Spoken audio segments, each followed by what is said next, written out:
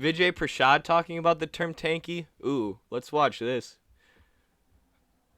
Vijay, so the first question that I have for you is a burning question that's on everyone's mind. What is a tankie? Oh, well, I see. What is a tankie? It's great to be with you. This is one of my favorite podcasts. It's not a tanky podcast. By the way, I have sent Sebastian Vijay Prashad and the works of Vijay Prashad maybe 1,000 times. He does not read them. He just calls me a tankie, but maybe I'll send him this video and it'll get through his thick skull. Don't even know really why we would play with the term. The term has a funny origin, and I actually hadn't heard this term in many, many years. It made a return just a few years ago, I think, when a certain section of, particularly in the West, a certain section of social media opinion started to attack people who seemed to be in favor of the Cuban Revolution, the Bolivarian Revolution, Venezuela, people who were with Evo Morales at the time when the coup was happening, people like that. That is to Yeah, there's a picture of Evo in like this tiny little tank that U.S. media kept sharing to try and call him a tankie. Reminded me of that. Hold on, I'll try and find it. Dude, he's so horrible that he's trying to improve the lives of indigenous people who have historically in Bolivia not been taken seriously.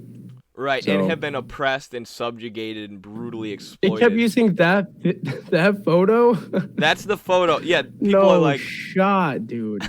people point to this and they go, look, he's a tankie. Like, Sebastian would be fooled by this. He would be like, oh, I told you he's in a tank. comical. He supports Stalin. Hey, Lord, dude. Wow. Yeah, it has the Bolivian flag on it. It's like instead of I a don't gun. know, man. Tanky is when tanks. Exactly. Yep. say people like you and I began. Janine Áñez being a coup is a good thing. Okay. What was That that? was sarcasm. That was awful. I said, therefore, Janine Áñez eating a coup is a good thing. That was Right. sarcasm. Right, the because violent she was a piece coup. of shit. Yeah, the violent CIA-backed coup where they murdered trade unionists and murdered left-wingers going to the polls.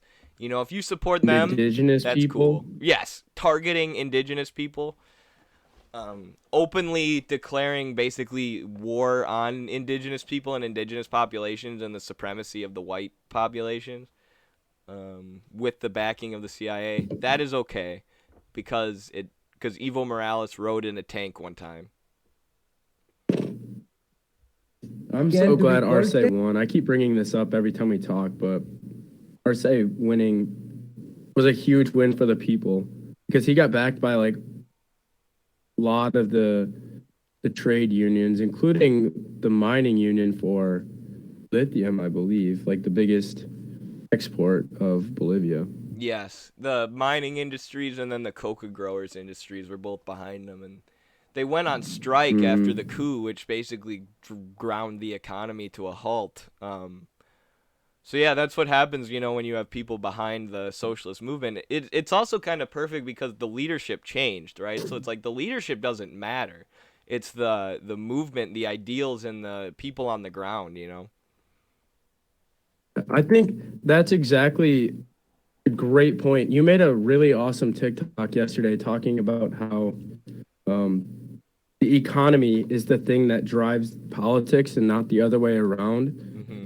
Which I think I've like kind of realized before, but you just put it really succinctly, and it's very true. Like you have to do outside organizing in order to pressure leaders. It's not the other way around.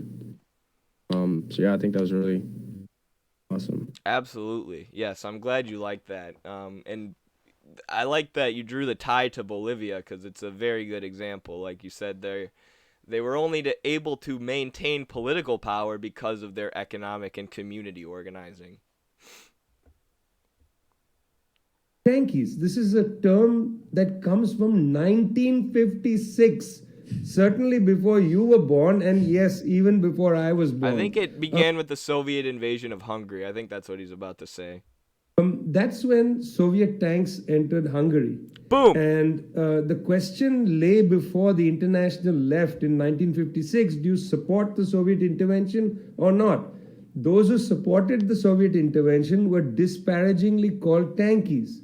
Now, if you know anything about 1956 and if you know anything about Hungary, you might want to reconsider not supporting the Soviet intervention because that was one of the most fascistic countries, perhaps had a society more fascistic than Nazi Germany. And so, whatever socialist project was at work in Hungary in 1956 was being threatened not by liberalism or democracy, but by fascism. It's a very different situation in 1968 when Soviet tanks rolled into Czechoslovakia. Then it was a question of reform, more liberal reform. It was not fascism. But 1956, pretty straightforward situation. That term, tankie, those who support the Soviet tanks entering Hungary, was resurrected, it seems to me, just in the last few years. And Seabass gets so mad when I call him a right-winger, right? He supports, like, the CIA intervention and the opposition party in Venezuela. And then he, talks about how evil the USSR is and tries to smear them, smear everyone as being a tankie. And then I call him a right-winger. He's like, no. Like, I'm a progressive liberal. It's like, well, dude, you're on the side of fascism, though. Like, you're constantly arguing on the side of the fascist forces. So you are a right-winger. Exactly. Yeah, he just doesn't want to hear that. But I've had like 3 interactions with him, and every time he's like, no, I'm actually like socialist, bro, but also like capitalism is pretty cool. Right. And like we should do like social democracy, but I'm totally a socialist, bro. Okay. Right. I mean, you're just lying. He'll change it too, right? Depending on who he's talking to. He'll be a social democrat or a liberal or an anti-communist. It depends on what he feels like that day. It's a creature of social media. I mean, I have never in my life actually been called a tankie to my face. But I do regularly get called tankie, especially on Twitter. This is more a Twitter phenomena, where people and have a TikTok phenomenon, Vijay. Kinds of pseudonyms and I'm friends with Vijay's daughter on TikTok, actually. The people who seem to call me tankie have accounts that, to my mind, seem like CIA bot accounts. But how am I supposed to know? I haven't read the internal documents from Twitter. I have seen the leaked document from Facebook, which confirms that there's an enormous number of Miami-based troll armies that have been managing... Who attacked the crap out of me and Carlos during the SOS Cuba protests. We were getting hordes of bot accounts. My TikTok account got taken down for weeks because it was mass reported. Jeez, I just wrote my final paper on that, actually. Oh, for real? On those protests in Cuba, and how most of those people who are protesting were like, hey, we can't get any food because of this blockade. Can you guys lift it? Right. The U.S. was like, even though we're one of 2 countries that don't want to lift it, we're going to keep it in place. The rest of the world wants it lifted. Right, and then pretend like Cuba's government needs to be overthrown. And it's just that socialism doesn't work and always has shortages, even though it's literally impossible for the country to get food and medicine in a lot of instances. Literally. Accounts regarding Honduras, Cuba, Venezuela, and so on. Yes, we know they're on Facebook. They must be on Twitter. Oh yeah, and they this was revealed and it was published on the Granma, which is, I don't know if they have an English version, but yeah, they proved that there were these technology companies, or that's basically what they were labeled as, or digital companies or whatever, that were set up in Miami, and all they did was produce a bunch of bot accounts. I can't think of the name now. What was the name of the company? I don't know if this is what you're talking about, but there's a company called Zunzunio. That's not what I'm talking about, but is that it? Yep. Well, Zunio was like basically Cuban Twitter created by the CIA, in I think 2010. Yeah, 2010. And it was just basically they were like trying to get Cubans to join this account, and it was going to be like really innocent stuff, like, oh, here's some sports highlights, here's whatever. And then once enough people were on the platform, they were going to start spamming like, hey, overthrow the government. Don't you hate your government? Like, let's spam that. It only got like 3,000 followers, so it had to be slowly and quietly disbanded in 2012. That's hilarious. The CIA's failed attempts to overthrow the Cuban government could make like a really good comedy series.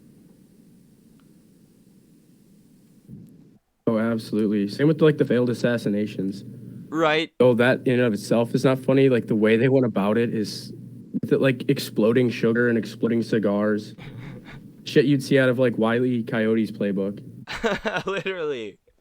I feel like you could have like two bumbling CIA agents and like they always get foiled by Fidel at the last second of every episode. Damn, we should start that animation right now. We should. Midwestern Mark's comedy series. Roll it out. Who call you a tankie? Well, I also find it just fascinating because it came out in a time when the fact is that the people with the tanks and the guns were actually supporting the coup, and those who didn't have the tanks and didn't have the guns were against a coup, specifically against, Evo Morales, but in other places like they're talking about exactly what we just talked about. Elections are underway as we talk right now, and we know that the United States backed a military coup there. We know that the United States has backed several coup attempts in places like Venezuela. I mean, you wrote a book about this. And so in reality, when they're saying tanky, I would just find it funny because it's like, who has the tanks and who has the bullets? It's definitely not the people who are struggling for, social democracy or struggling for socialism. It's definitely the people in the imperialist core who are, repeating CIA talking points, who those talking points aren't innocent, but they are often betrust by the barrel of, a tank gun or the barrel of a gun itself. And so I always just find that really fascinating. Is that people with no power, so to speak, in terms of military force, who are being relabeled. It's the colonial turn. It's like all of a sudden self-defense looks, like violence or becomes aggression, and then invasion itself or colonialism becomes a form of self-defense. So I always find that like a very bizarre term, but it does have this historical origin, which I think is important. That's very interesting. That was a good way of putting it. Sebastian will always. I like that video a lot. Yeah, that was a great one. Sebastian will always accuse me of like wanting to have my own like authoritarian government. Like that's what he thinks my end goal is to just like run my own country and basically be an authoritarian leader.